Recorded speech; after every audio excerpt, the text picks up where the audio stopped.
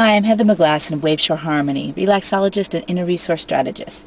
And I want to say something that may shock you, but you already know it. Stress sucks.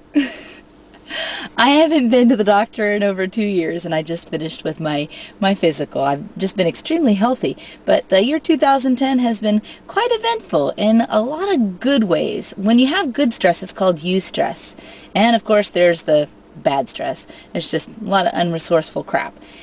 But the big thing about stress is you really got to take care of yourself, because if you're stressed up here, it's going to translate into your body. Now, I want to give you 5 tips today on what you can do to handle stress when you get into some sort of a funk, a depression, whatever. The first thing, and it's very, very powerful, is to change your physiology, even if it's just a matter of shoulders back. Being able to keep this area open. Another really good thing you can do physiologically is keep your eyes up, look up, and smile from ear to ear. These 3 things are amazing at producing the right hormones that are going to help you out.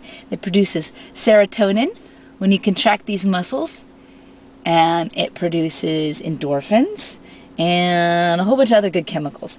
But it's something you can do immediately. And even though you're like, just really not feeling great, it is something you can easily force yourself to do, because you don't have to run around and do a lot of movement. Really just keep yourself in that position for a while. And seriously, look up. When your eyes are up, you don't get into that sense of self, into your body, into all of those chemicals and the emotions that are going around. If you look up, just keep it up for a little while. Keep that smile, even if it's a grimace. Really try to smile, but keep it as long as you can, and remember to keep your chest open. And if you're also very tired, try hitting the spot right below the clavicle right here. Just kind of tap it. It's called kidney 27, and it helps to boost the endorphins in the body, the adrenaline and everything, so that you can get a little more energy going in there. I did this every morning for a while, just before getting out of my bed.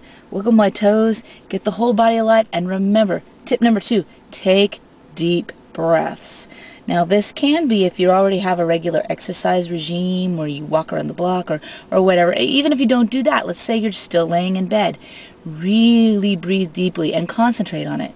You know, we only use something like 30% of our lung space normally, but that's so much oxygen. There's so much more we could bring in. Just oxygenize every cell in our body, especially that of the one up here, because when you got enough oxygen up here and the mind starts going, you'll start coming up with creative ideas, good resources to help you get out of that mood that you don't want to be in.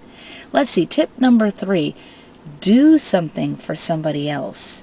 One of the best things I can possibly tell you, well, of course, everything is the best, I'm going to say, but you have to, if you can help another person, even if it just means smiling at them when you pass by and you lighten their mood, it does something. I mean, it's not magical, but it just does something. Like, I had the chance to take somebody up a mountain the other day on my resource hike up Cowles Mountain in San Diego, and she said it was a life-changing event.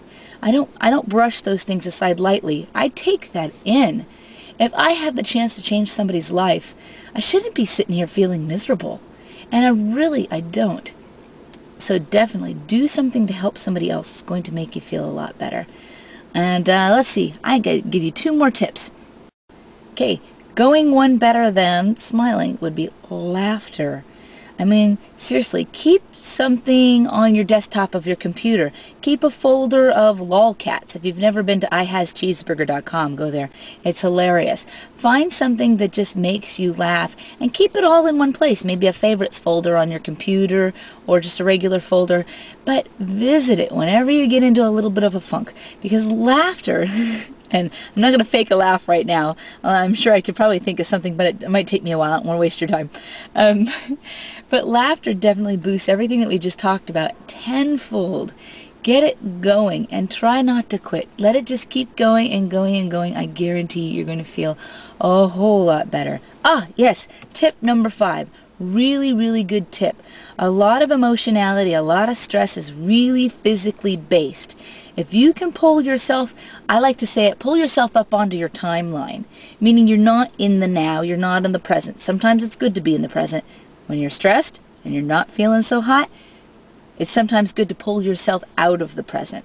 So instead, go to your timeline, just somewhere above you, however you want to look at it, whether it's spiritually or just a way of looking at it. Imagine that you're looking at yourself maybe at this point in time, but look and see what's going on around you, what's going on right now that was affected by the past, that's going to affect the future. See where you are in your life and just take a look and see how this is going to benefit you in some way.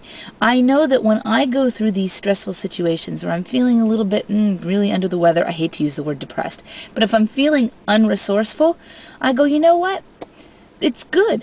I'm really glad that I get to experience that from time to time, because it means I'm going to be able to relate to somebody else.